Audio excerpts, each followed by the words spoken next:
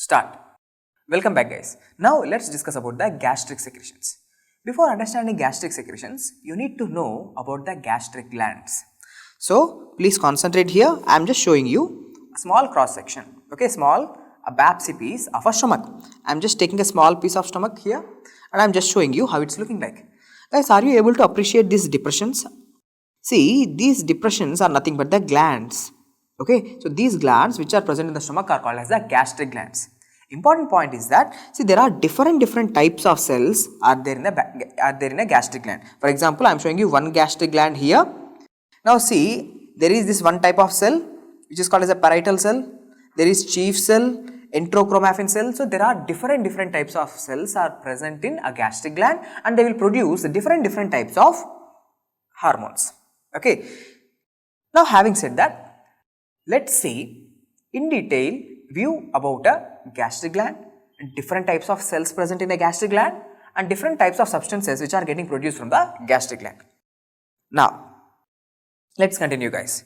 Here I am showing you a gastric gland. This is a gastric gland. Now, first type of cells, the type of cells which are present on the surface. See, I am just highlighting, I am just pointing those cells which are present on the surface of a gastric gland. These are called as surface mucosal cells. What are these cells? Guys, I haven't wrote anything here. See, these are the surface mucosal cells. In this table, the name is not there. That's why I am just showing you separately. Surface mucus cells. What they are doing? They are simply producing the mucus. They are also called as foveolar cells. So, important point is foveolar cells are the surface mucus cells which are producing the mucus in the stomach. Now, down to it, there are other mucus cells, other mucus producing cells. These are called as neck mucus cells. Okay, mucus neck cells. What they are producing? Again mucus. But important point is these neck cells are the stem cells in the gastric gland. They are stem cells. Now, down to the neck cells, we are having these pink color cells. What are these pink color cells called as? These pink color cells are called as the parietal cells. Guys, this is a very important cell. Why? Because parietal cell is the one which produces two important substances. What are the two important substances? One is acid. In your stomach, acid is there, right? Everyone of us know that there is acid production in the stomach. Which cell is producing? It is a parietal cell. So, parietal cell produces gastric acid, that is the HCl, which is having a pH of 1.5, and also it will produce something called as intrinsic factor. Okay. Now, what is the importance of this intrinsic factor? Intrinsic factor will help in absorption of vitamin B12. Okay, intrinsic factor helps in absorption of vitamin B12. We'll discuss in detail. Just for now, remember it. Acid production and intrinsic factor production is done by parietal cells. Now, if you go down to the parietal cells, there are these cells which are called as the enterochromaffin cells. Now, EC cells. Now, these enterochromaffin cells, what they are producing? They are producing a substance called as histamine. How this histamine is going to be helpful for us in GI secretions? This histamine, it will come back, the histamine from the enterochromaffin cell, it will act on the parietal cell, it will come back, it will act on the parietal cell.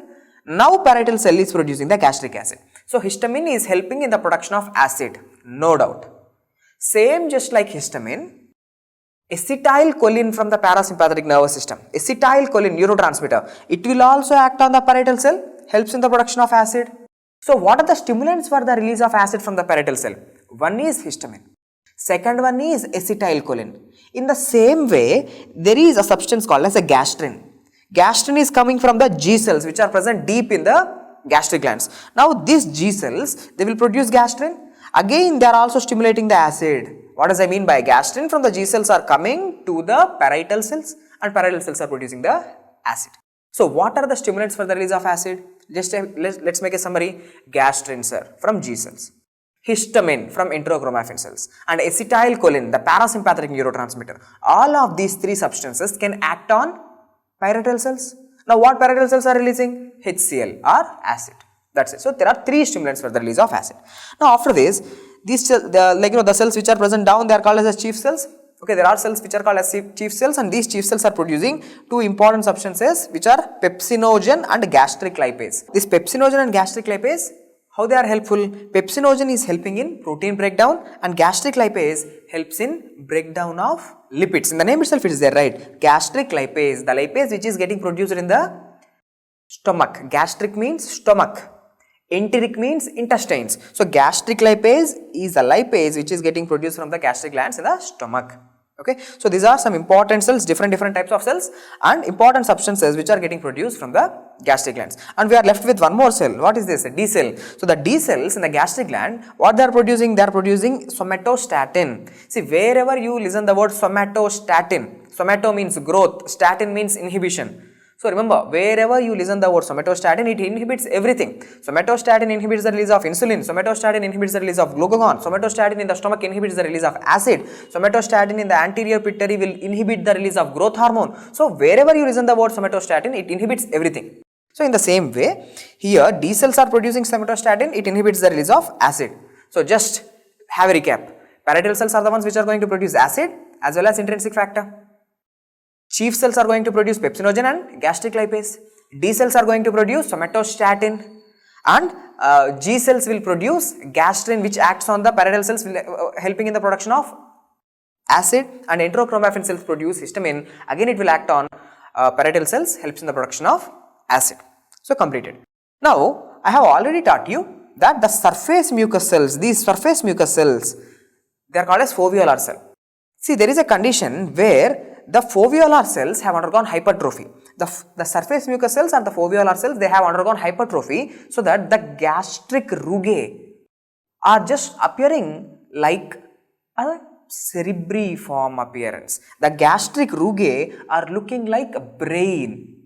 See, in this condition, I am just showing you, I am just cutting the stomach and I am just opening up and showing to you, and it's just looking like gyri and sulci, right? Gyri and sulci of the brain. No, actually they are not the gyri and sulci of the brain, they are hypertrophied gastric rugae, hypertrophied foveolar cells. Okay, hypertrophied foveolar cells causing the hypertrophy of the rugae. So this disease is called as Menetrier's disease. Okay, so what is the problem in the Menetrier's disease? In Menetrier's disease, there is foveolar cell hyperplasia leading to hypertrophy of the gastric rugae. Now the stomach is looking like surface of brain. Okay, so cerebriform appearance of the gastric rugae is seen in Menetrier's disease. Okay, cerebriform, cerebrum-like appearance. Now, let's talk a few important points about the cells. See, neck cells I have already taught you, neck mucous cells. Neck mucous cells are the stem cells. Now, intrinsic factor. Intrinsic factor helps in absorption of vitamin B12. Okay, intrinsic factor, only if there is intrinsic factor, vitamin B12 absorption will happen. Where vitamin B12 absorption will happen? In duodenum, jejunum or ileum? In terminal ileum. Okay. Now, intrinsic factor is helping in the absorption of vitamin B12, no doubt. In which part? Terminal ileum. But what is something very much important about vitamin B12? Why? Because this question has been asked so many times. Vitamin B12 is the only this vitamin B12, it's having only animal source.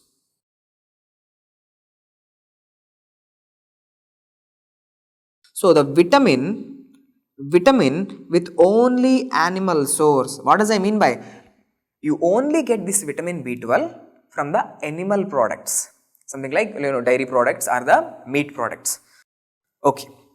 Important points about the intrinsic factor is completed. Let's talk something important about vitamin B12. See, before discussing about B12, let's see what are the other important substances which are getting absorbed in different parts of the intestine. I have already taught you vitamin B12, it is getting absorbed where? Yes sir, it is getting absorbed in the ileum, terminal ileum. Okay. Now, let's talk about iron and vitamin B9. Iron is where it is getting absorbed. Iron is getting absorbed in duodenum. Okay, iron absorption happens in the duodenum, and iron is getting absorbed in which form? Fe2 plus form, not the Fe3 plus form. This is very important. Now, iron is getting absorbed in ferrous form, not in ferric form. Fe3 plus is ferric, but absorption of iron happens in Fe2 plus form. Now, vitamin B9. B9 is folic acid. Folic acid, where it is getting absorbed? Jejunum. Okay, in jejunum, it is getting absorbed. Now, for example, if I say a parasitic infection like ankylostoma duodenale, in ankylostoma duodenal infection. Okay, in ankylostoma duodenal infection, which mineral absorption is going to be affected? See, ankylostoma duodenal. So, this parasite, where it is living? It is living in the duodenum. So, if duodenum is under attack, if duodenum is affected, which substance absorption is going to be decreased? Iron absorption. So, in ankylostoma duodenal infection, iron absorption is going to be decreased. Whenever there is decreased iron in your blood, you are going to suffer with anemia. Now, which type of anemia is going to occur? Iron deficiency anemia. Iron deficiency anemia is which type of anemia? Is it a macrocytic anemia, macrocytic anemia or normocytic anemia? It is microcytic anemia. Okay, the person is going to suffer with microcytic anemia. Completed. Now, let's take about one more parasite which is called as Diphyllobothrium latum. Okay, I have shown you a fish here. Why? Because this Diphyllobothrium latum is nothing but fish tapeworm. Fish tapeworm. Okay, the largest tapeworm, fish tapeworm. See, this Diphyllobothrium latum, where it is living? It lives in ileum, terminal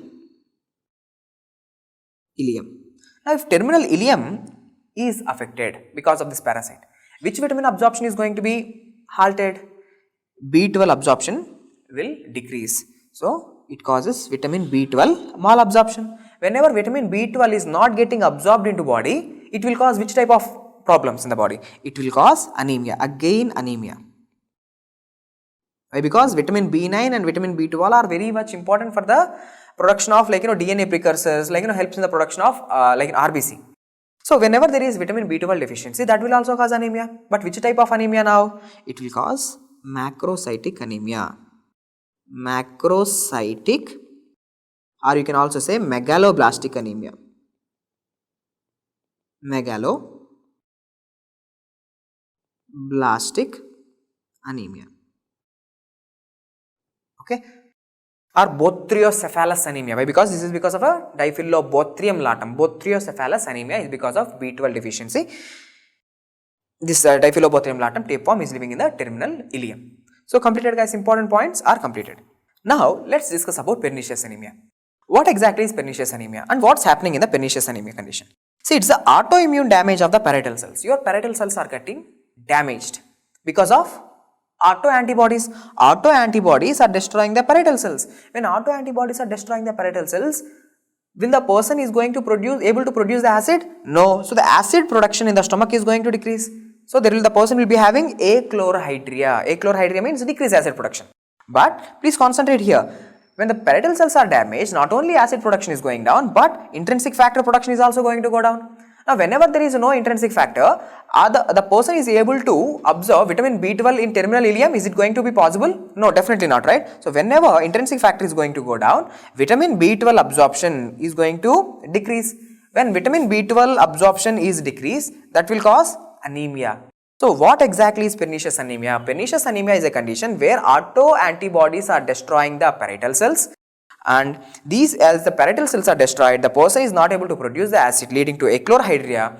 As the parietal cells are damaged, not only acid is going down, intrinsic factor levels are also going to go down. Whenever there is no intrinsic factor, vitamin B12 absorption is going to be decreased. Whenever there is no vitamin B12, the person will suffer with anemia, again macrocytic megaloblastic anemia. So, this is what happens in a condition called as pernicious anemia. Now, let's see what exactly I am showing you. Guys, the cell which I am showing you right now is a parietal cell. How can we say that this is a parietal cell, sir? Why? Because see, it is producing the substance, it is producing the acid.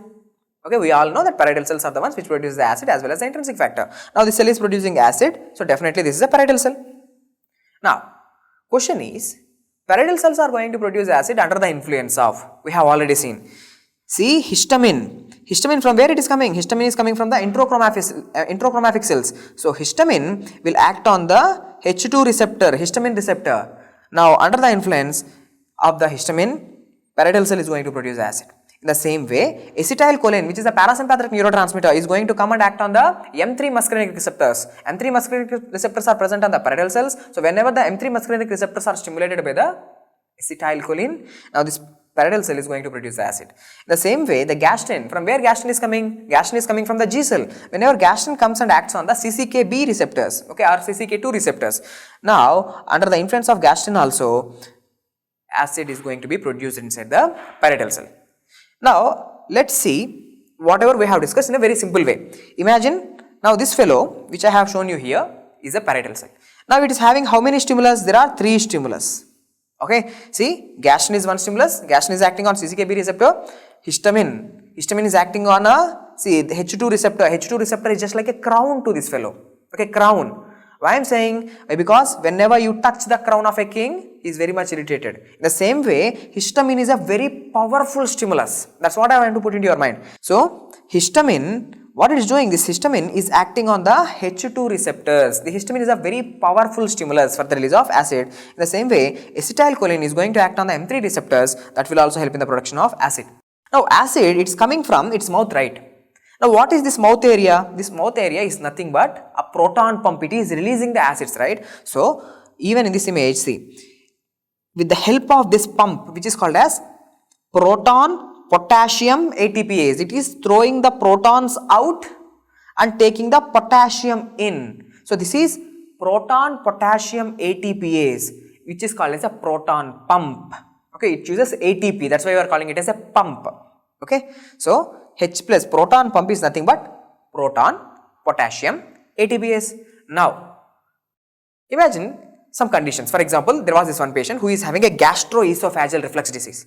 What is gastroesophageal reflux disease? Now, more acids are getting produced in his body, and these acids are because of an incompetent lower esophageal sphincter. The lower esophageal sphincter is not properly closing. So, what happens? The acid reflux will happen, right? The acid is going to regurgitate back, reflux back into the esophagus and causes esophagitis. This is GERD, gastroesophageal reflux disease. Now, in this condition, what you have to do? As a good doctor, you have to decrease the gastric acid production. Or take one more scenario where the patient is developing ulcers in the stomach. We all know why there will be ulcers in the stomach. Ulcers in the stomach is because of the excessive acid production. That excessive acid is destroying, eating up the mucosal lining and causing the ulcers. Now, even if the patient is suffering with the peptic ulcer disease, how you have to treat that condition? By decreasing the amount of acids. So, how you are going to do that? See, think logically and say, if you can block this gastrin receptor, or if you can block histamine receptor, or if you can block this M3 muscarinic receptor, acid production is going to come down or not? Yes, acid production is going to decrease. Or you can do one more thing, you can close the mouth, you can apply a plaster to the mouth. That is proton pump inhibition. So, proton pump inhibitors also decreases the acid production. So, now in this slide, please concentrate. If you want to decrease the gastric acid production, what you can do is, the main group of drugs which we are using in the market these days is H2 blockers. I have taught you histamine is a powerful stimulation, right? So, we are blocking the H2 receptor. Okay, so what are the examples of drugs? H2 blockers are ranitidine and cimetidine. So, ranitidine and cimetidine, they will block these drugs will go and block the histamine H2 receptor, so that histamine cannot act on the parietal cells. In the same way, we are applying a plaster to the mouth. What is this? This is a proton pump inhibitor. If you inhibit proton pump, acid secretion is going to be decreased. And what are the examples of proton pump inhibitors? All are these are like very common drugs which you usually see in your houses also. Omeprazole, pantoprazole, esomeprazole, rabeprazole, all these kind of drugs. Okay, so omeprazole, pantoprazole, esomeprazole, rabeprazole, they are proton pump inhibitors. Completed. Now, see, I have taught you what is the drug of choice for peptic ulcer disease. The drug of choice for peptic ulcer disease is proton pump inhibitors. Now, the same proton pump inhibitors, like these Zols, rabeprazole, esomeprazole, pantoprazole. Now, these drugs can also be used in the treatment of gastroesophageal reflux disease, and can also be used in a condition called as Zollinger-Ellison syndrome. Now, what is this Zollinger-Ellison syndrome? Very simple. Zollinger-Ellison syndrome is a condition where, let me write it here. See, ZDS, Zollinger-Ellison syndrome. Do you know what happens in ZDS? There is something called as gastrinoma. There is something called as gastrinoma. Now, what this gastrinoma is doing? It's a gastrin tumor, gastrin producing tumor. Now, in gastrinoma, more and more gastrin is there. Whenever there is more and more gastrin, more and more acid is going to be produced. Now, this acid will cause peptic ulcers. Simple. So, Zollinger-Ellison syndrome is a condition where there is so much amount of acid. So we know how to decrease the acid. How we can decrease the acid? Either by giving H2 blockers or either by giving proton pump inhibitors. So even in the Zollinger-Ellison syndrome, we are using proton pump inhibitors. Okay. Now, what are the other ways to decrease the gastric acid? See, somatostatins are also the ones which are going to decrease the acid. We have discussed, right? Somatostatins which are coming from the D cells. They will also decrease the amount of acids producing in the stomach. Okay. Completed, guys. Now, let's talk about a concept. We all know doctors, whenever they are prescribing the painkillers, they will ask you to take the painkillers. Mostly we are using NSAIDs, right? NSAIDs, non-steroidal anti-inflammatory drug. Anti-inflammatory drugs means painkillers. Usually doctors, whenever they are prescribing non-steroidal anti-inflammatory drugs, they will also ask you to take it with rapiprazole, pantoprazole, esomeprazole, Rantac, Zintac, these kind of tablets. Why? Because if you ask them, they will say if you are taking continuously painkillers every day, if you are chronically using the painkillers, that will cause ulcers in the stomach. How? What is the concept? You see, how taking painkillers cause the ulcers in stomach. How? See, normally whenever you take a painkiller, see, imagine now you are taking a non-steroidal anti-inflammatory drug without any rabeprazole, esomeprazole or pantoprazole. What will happen? Non-steroidal anti-inflammatory drugs, NSAIDs, NSAIDs. Okay, whenever you take NSAID group of drugs, they are going to decrease the prostaglandins. Okay, the amount of prostaglandins which are produced in the body are going to go down. How this will happen? They will inhibit cyclooxygenase pathway.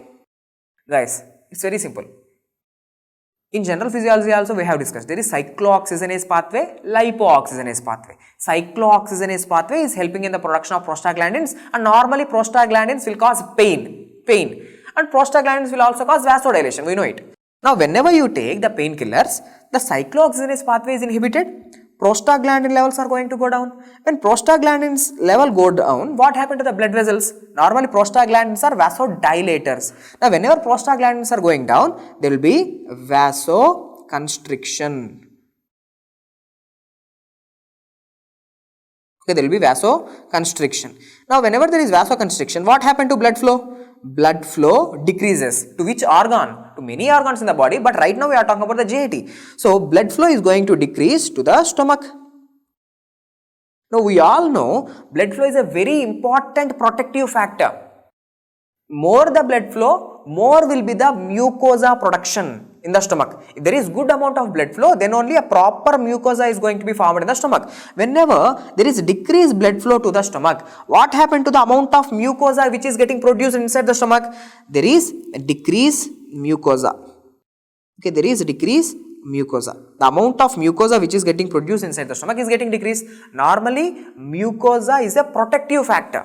Now, mucosa is going down. Whenever mucosa is going down, acid can easily damage the stomach wall. So, that will cause ulcers. Okay, this is why a patient who is continuously chronically taking non-steroidal anti-inflammatory drugs, if he will develop the ulcers because of the decreased blood flow to the stomach mucosa. There will be atrophy of the stomach mucosa. So, whatever the acid which is getting produced, that will destroy the stomach lining and causes the ulcers. Now, how to prevent this condition? How to prevent the formation of the ulcers? See, on one hand, the amount of mucosa is going down. Now, what you have to do? You have to also decrease the amount of acid which is getting produced. So, all the time, remember, non-steroidal anti-inflammatory drugs should be given along with the proton pump inhibitors. Okay? Otherwise, the person will suffer with the ulcers. Completed. Now, let's see how the digestion is going to happen in the stomach. Digestion in the stomach. We have already discussed what are the digestive enzymes which are present in the saliva. In the same way, stomach, it's producing different enzymes. Now, is there any enzyme for the lipid digestion? Yes. Stomach is producing an enzyme for the lipid digestion. What is that enzyme? Gastric lipase. Now, gastric lipase is getting produced from which cells? Gastric lipase, pepsinogen, both of them are coming from the chief cells. Don't forget. Okay. So, the gastric lipase is going to help us in breakdown of the lipids. Pepsinogen, Renin. This is not renin angiotensin aldosterone system. That's totally different. This is renin, also called as chymosin. See, this pepsinogen, renin or chymosin is helping in the digestion of proteins. Now, what about the carbohydrates? Is there is any carbohydrate digestion happens in the stomach? Note, no carbohydrate digestion.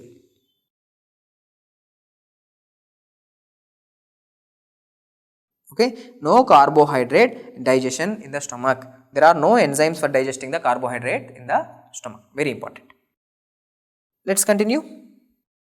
See, the pepsinogen, it's coming from the chief cells. We know pepsinogen and gastric lipase, they are coming from the chief cells. But whenever you listen the word ogen, see, ogen all the time refers to inactive substance. So, pepsinogen, see, it's also very much dull.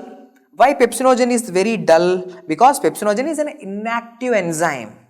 Now, this pepsinogen need to be converted into active form. What is the active form of pepsinogen? Pepsin is the active form. Now, who is going to convert this inactive pepsinogen into active pepsin? It is done with the help of a substance called as gastric acid. So, the HCl in the stomach is the one which is going to convert pepsinogen into pepsin, and now pepsin is very happy. Now, pepsin is going to do what? It is going to break down the proteins. Okay, the digestion of the proteins is going to happen with the help of this pepsin. Now, let's see. Gastric secretion is going to happen in how many phases? The acid production in the stomach is going to happen in how many phases? See, most of the people will think like this. Only whenever you eat, then only acid is going to be produced. It's not something like that. Actually, acid is going to be produced even before you eat. If you have a thought of eating, whenever you feel like eating, immediately you started producing the acids. So, let's talk about the first phase. That's called as the cephalic phase. Okay, cephalic phase of gastric secretion.